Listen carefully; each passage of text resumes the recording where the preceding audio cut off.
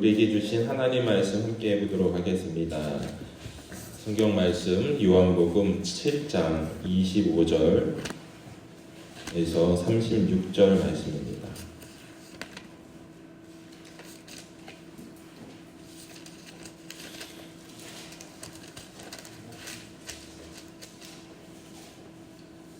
요한복음 7장 25절에서 36절 말씀 한 절씩 교도하시겠습니다. 예루살렘 사람 중에서 어떤 사람이 말하되 이는 그들이 죽이고자 하는 그 사람이 아니냐.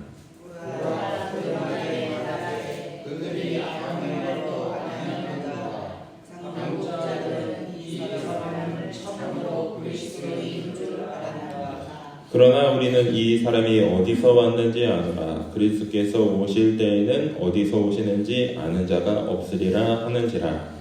예수께서 성전에서 가르치시며 외쳐 이르시되 너희가 나를 알고 내가 너희서 온 것도 알거니와 내가 스스로 온 것이 아니라 나를 보내신 이는 참되시니 너희는 그를 알지 못하나. 나는 아노니 이는 내가 그에게서 났고 그가 나를 보내셨음이라 하시니.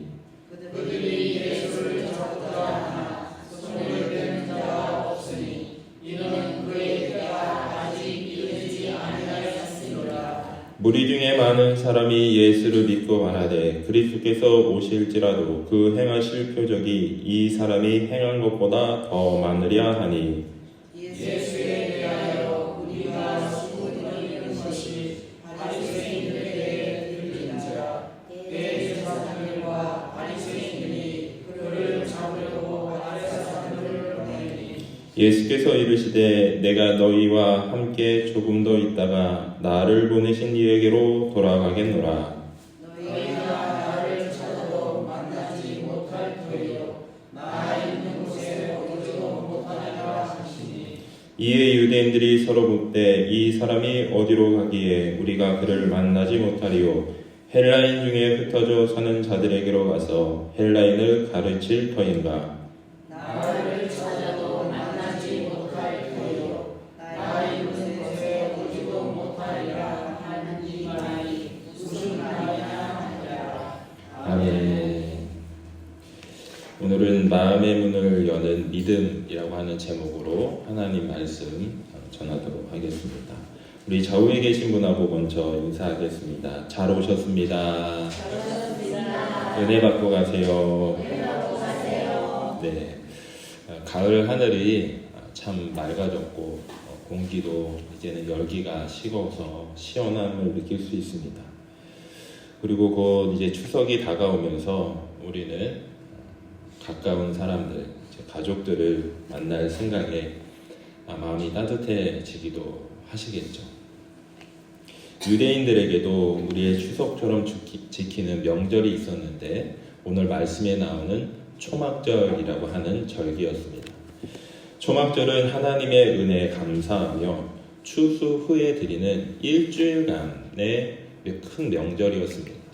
성경 말씀에도 나오는데요. 이스라엘 자손에게 말하여 이르라. 일곱째 달 15째 날은 초막절이니 여호와를 위하여 이레 동안 지킬 것이라. 너희 타작 마당과 포도주 틀에 소출을 거두어 드린 후에 이레 동안 초막절을 지킬 것이요 라고 하나님께서 명령하신 절기였습니다. 이 명령하신 절기는 1년에 3차례 즐기는 절기가 있었는데 6월절, 우리가 잘 아는 6월절이 있고요. 그 다음에 77절이 있고 그 다음에 초막절이 있습니다. 3대 절기 중에 하나였습니다. 우리로 하면 설날이라든지 단오라든지 아니면 추석이라든지 한가위라든지 이렇게 말할 수 있을 정도로 큰 절기였어요. 이때 사람들이 함께 모이면 하는 이야기들이 있었습니다. 우리는 명절에 모이면 무슨 이야기 하죠? 잘 지냈냐? 건강하냐? 어떻게 지냈냐? 안부를 묻죠. 이 사람들은 모이면은 하나님 이야기를 했습니다. 하나님의 은혜 안에 잘 지냈냐? 하나님이 너희의 삶에 함께 하셨냐? 하나님의 은혜를 주신 것들이 무엇이냐? 라고 하나님 중심으로 이야기를 나누는 것들이 있었습니다. 오늘 말씀에도 초막절에 수많은 사람들이 모였습니다. 여러 마을과 나라에서 사람들이 예루살렘 성전으로 모여왔는데 2000년 전에 예루살렘의 유대인들은 나라를 잃은 상태였습니다. 그래서 나라를 잃은 상태에서 모이니 하나님의 은혜를 나누기보다는 하나님의 은혜가 있었던 때를 이야기할 수밖에 없었습니다. 그리고 언제 우리에게 하나님의 은혜가 더할 것인지 그 갈급한 마음을 나눌 수밖에 없었다는 것입니다. 그런데 그 2000년 전 사람들에게 예수님이 등장하면서부터 그들의 이야기가 바뀌기 시작했습니다. 하나님의 은혜가 혹 예수님이라고 하는 분을 통해 우리에게 주어지는 것인가? 그가 하는 일들을 보면 꼭 하나님이 우리에게 은혜를 주시는 것만 같은데 그를 통해서 하나님이 우리로 하여금 로마의 속박으로부터 나라를 잃은 것으로부터 되찾게 주시려고 하는 것인가? 그는 진정 구원자인가? 하나님이 보낸 사람인가? 라고 하는 의문이 들었습니다.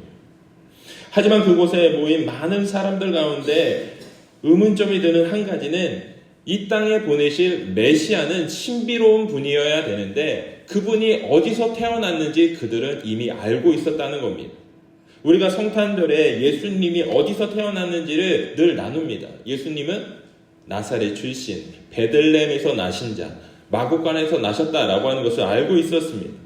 그런데 이것은 유대인들에게 있어서 신적인 존재와는 거리가 먼 것이었습니다. 신비로움이 있어야 하고 자신들이 알지 못하는 그분에 대한 뭔가 비밀스러움이 있어야 되는데 예수님이 태어났고 어떻게 자랐고 무엇을 먹었고 어머니는 누구고 아버지는 누구고 이것을 다 알기 때문에 그 신비로움과 하나님을 아는 것과 계속 충돌이 일어나는 겁니다.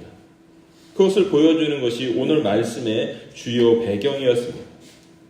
13절 말씀에 보면 그들을 두려워함으로 드러나게 그에 대하여 말하는 자가 없더라. 유대 당국자들이 예수님에 대해서 말하는 것을 금지시켰어요. 하나님이 아니실 것이다 라고 하는 확증이 있었기 때문입니다. 그런데 사람들 사이에는 계속적으로 의문이 들었습니다. 함께 보십니다. 27절입니다. 시작.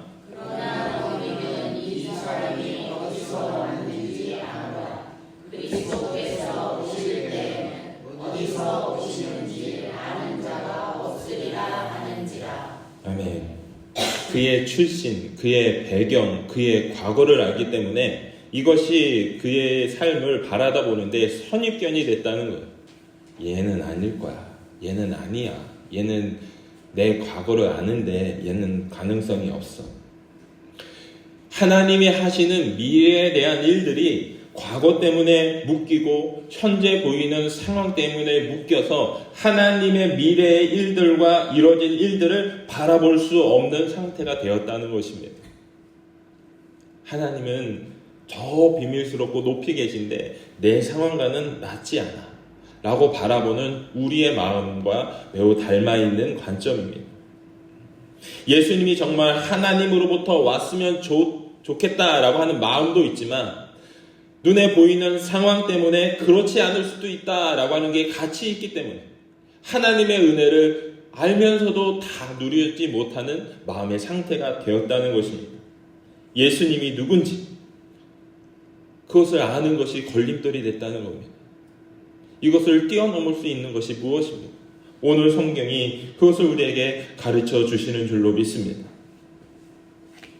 예수님을 믿는 우리의 마음에 걸림돌이 되는 그 부분들이 우리의 삶에서 다 가셔지게 되길 주님의 이름으로 축원합니다.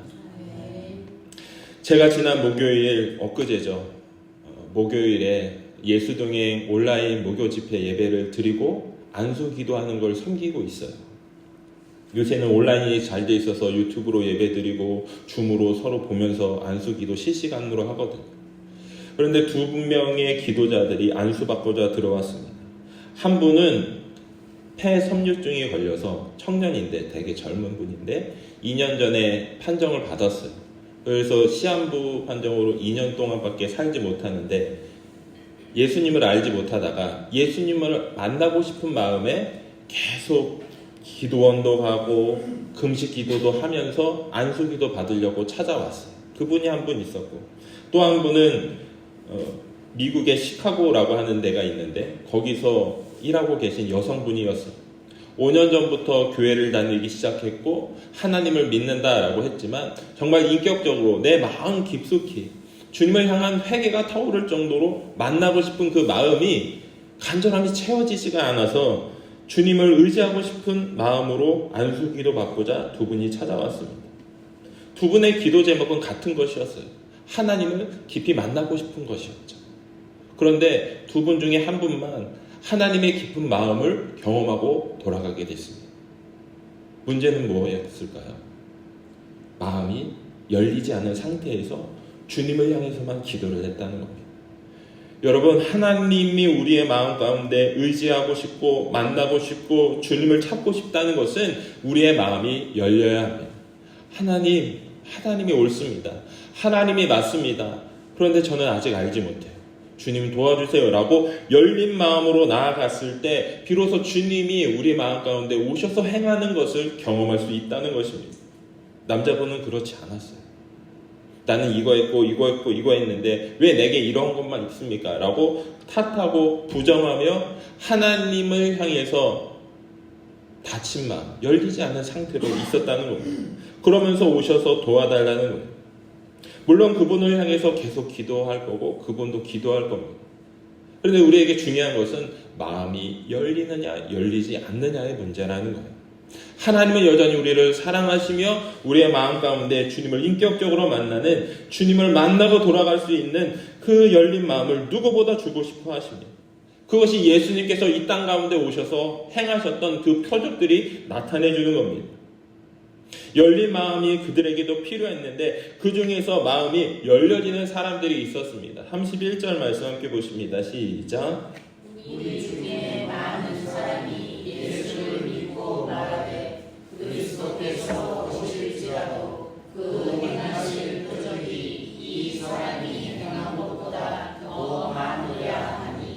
네, 여러 가지 생각과 의문들이 마음 가운데 여전히 있는 상태지만 이분이 행하신 표적들을 보면서 그 작은 한 걸음 한 걸음을 보면서 그래도 그분에게 뭔가 있을 거야.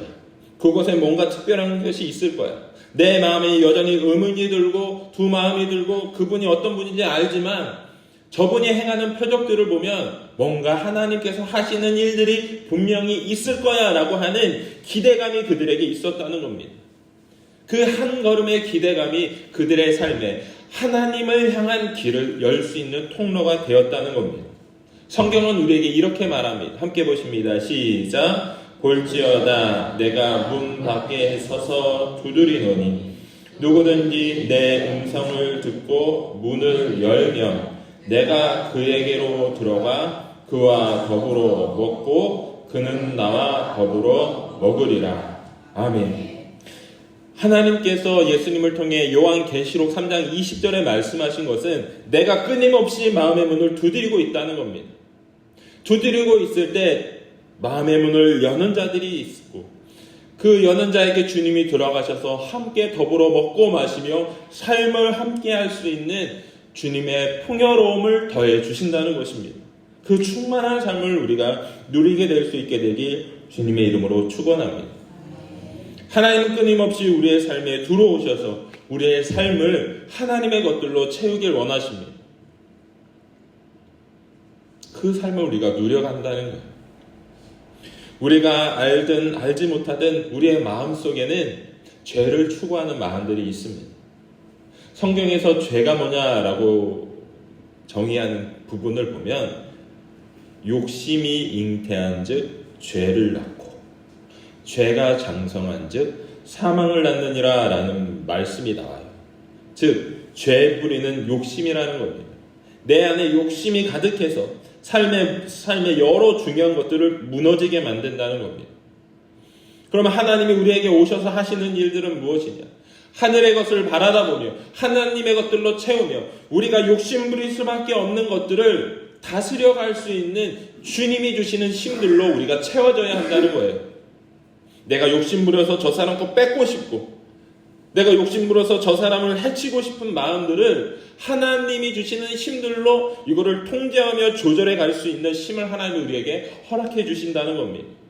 사람은 이 땅에서 잘 살고 싶고 누리고 싶고 더 갖고 싶고 풍성해지고 싶은 마음들이 있어요. 그런데 그것만으로는 되지 않습니다.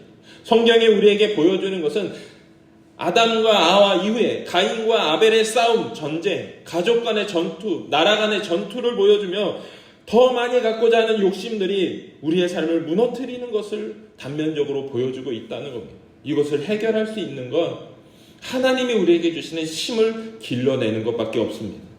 2000년 전에 예수님이 오셔서 유대인들의 마음속에 있는 욕심을 드러내시고 하나님의 나라의 통치로 그들의 삶을 다스려가길 선포하셨던 것 같이 오늘 우리에게도 한 주간 그냥 살아왔다가 주님이 오셔서 더해주신 그 말씀을 통해 우리의 삶을 깨우쳐야 될 부분이 분명히 있구나. 내가 이렇게 살다가 이렇게 죽는 게 아니구나. 하나님의 하늘의 것이 있구나 라고 하는 걸 깨우쳐갈 수 있는 우리가 되길 주님의 이름으로 축원합니다. 오늘 성경은 우리에게 이렇게 말합니다. 예수께서 성전에서 가르치시며 외쳐 이르시되 너희가 나를 알고 내가 어디서 온 것도 알거니와 내가 스스로 온 것이 아니니라. 나를 보내시는 이는 참되시니 너희는 그를 알지 못하나. 함께 보십니다. 시작. 나는 아노니 이는 내가 그에게서 났고 그가 나를 보내셨으리라 하시니. 아멘. 예수님을 만나면서도 예수님의 뒤편에 계신 분, 예수님을 보내신 분을 바라볼 수 있는 눈이 있어야 된다는 겁니다. 우리가 누군가를 만났을 때 그 사람만 보는 것이 아니라 그 사람이 있기 전에 있었던 사람들도 바라볼 수 있어야 된다는 겁니다. 이것을 다른 표현으로 보면 그 사람이 여기 있었던 삶의 역사들을 함께 봐줘야 된다는 거예요. 이것이 걸림돌이 아니라 그를 품어가시는 하나님의 손길을 그 이야기, 수많은 이야기들을 통해서 볼 수 있게 된다는 겁니다. 어쩌면 추석들이 가족들이 함께 모여서 이야기 나눠야 할 중요한 대목이 바로 이것이라고 저는 생각해요. 너가 어떻게 살아왔는지, 얼마나 사랑을 받고 자랐는지, 그리고 지금도 그것을 위해 얼마나 기도하고 있는지, 그리고 너의 삶의 앞에 나아갈 풍성함이 무엇인지를 함께 나누며 공유하며 함께 기도해 줄 수 있는 것. 그것이 명절이 가지고 있는 중요한 기능이라고 저는 생각합니다. 저는 우리 부산중앙교회가 매주일 만나는 그 만남들이 예배가 하나님의 은혜를 나누는 그 명절과 같은 귀한 시간들이 되길 주님의 이름으로 축원합니다. 예수님, 그리고 예수님을 보내신 분, 그분이 우리에게 주시고자 하는 것은 무엇인지를 의문을 갖고 그것을 알기 위해 애쓰며 그것을 알아내며 정말 이 땅의 삶이 무엇인지를 깨우쳐갈 수 있는 우리가 되길 축원합니다. 성경 말씀 33절과 34절 말씀에 이렇게 말씀하고 있습니다. 예수께서 이르시되 내가 너희와 함께 조금 더 있다가 나를 보내신 이에게로 돌아가겠노라. 함께 보십니다. 시작. 너희가 나를 찾아도 만나지 못할 터이요 나 있는 곳에 오지도 못하리라 하시니. 아멘. 만나고 싶어도 만나지 못하는 이들이 있다는 거예요. 예수님은 승천하셨어요. 하나님 우편에 계십니다. 그리고 장차 이 땅에 다시 오셔서 우리로 하여금 하나님이 허락해 주시는 새로운 모습과 삶을 회복하게 해 주실 겁니다. 그리고 그 일을 위해서 지금도 우리에게 성령님을 보내주셔서 보혜사를 보내주셔서 우리의 마음속에 늘 함께 계시며 그 하나님이 주시는 나라를 따뜻하게 마음에 품고 누리며 살아갈 수 있도록 도와주십니다. 우리가 교회를 다니고 세례를 받았다는 것은 하나님이 그 하늘의 문을 여시고 우리 가운데 펼쳐주셨다는 거예요. 그 하나님의 무궁무진한 하나님 나라를 함께 그려가며 함께 발견하며 누리며 살아갈 수 있는 우리가 되길 주의 이름으로 축원합니다. 오늘 말씀의 중요한 것은 이것을 보느냐 보지 못하느냐. 오늘 성경 말씀은 유대인들의 의문으로 끝납니다. 과연 그런가? 그렇지 않을 수도 있는데. 35절과 36절 말씀 교독하십니다. 이에 유대인들이 서로 묻되 이 사람이 어디로 가기에 우리가 그를 만나지 못하리요? 헬라인 중에 흩어져가는 자들에게로 가서 헬라인을 가르칠 터인가? 나를 찾아도 만나지 못할 터이요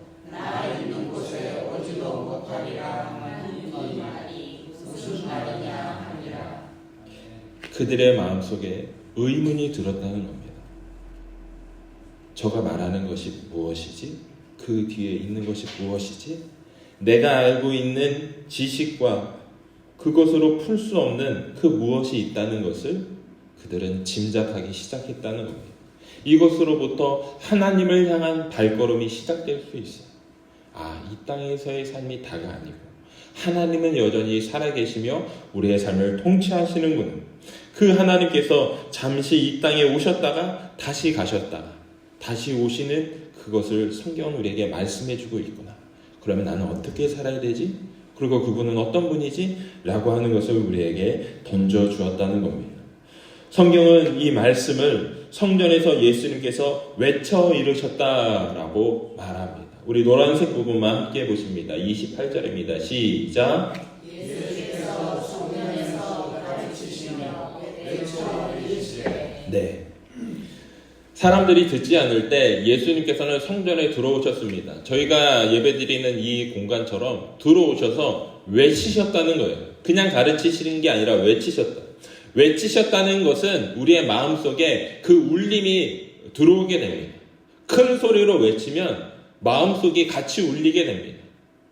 예수님은 우리로 하여금 마음이 성전이라고 하셨어요. 다시 말씀드리면 우리의 마음 속에 오셔서 외치고 우리의 마음 속에 행동할 수 있는 울림이 있게 하길 원하신다는 겁니다. 마치 차를 타고 가면 베이스가 빵빵하게 울려서 우리의 가슴을 퉁퉁퉁 치는 것처럼 하나님의 음성이 내 가운데 오셔서 우리의 마음을 퉁퉁 두드리시는 것이 그렇게 하길 원하시며 외치셨다는 겁니다. 지금도 외치시고 계시는 줄로 믿습니다. 하늘 천국 성전에서 모든 것을 창조하시며 다스리시는 그 하늘 천국에서 우리를 향해 울리시는 그 음성이 누군가에겐 들리고 누군가에겐 들리지 않는다면 그것이 얼마나 가슴 아픈 일이겠습니까? 우리의 마음속에 웅장한 그 성전에서 예수님이 크게 외치는 그 음성이 우리의 심장 가운데 들려지게 되길 주의 이름으로 축원합니다. 그리고 우리의 삶을 그 은혜를 가다안고 나아가서 하나님이 말씀하셨던 나그네를 돌보고 고아를 돌보고 과부를 돌보고 연약한 자들을 다시 일으켜 갈 수 있는 삶 가운데 희망을 잃은 사람들에게 추석에 명절이 오든 명절이 아니든 별반 다르지 않다라고 여기는 사람들에게 그렇지 않아. 명절은 있어. 기쁜 날이야. 희망은 여전히 있어. 라고 그 희망을 되찾게 해줄 수 있는 우리 부산중학교의 온 성도님들이 되시길 그리고 여러분의 가정이 되길 주의 이름으로 축원합니다. 기도하시겠습니다.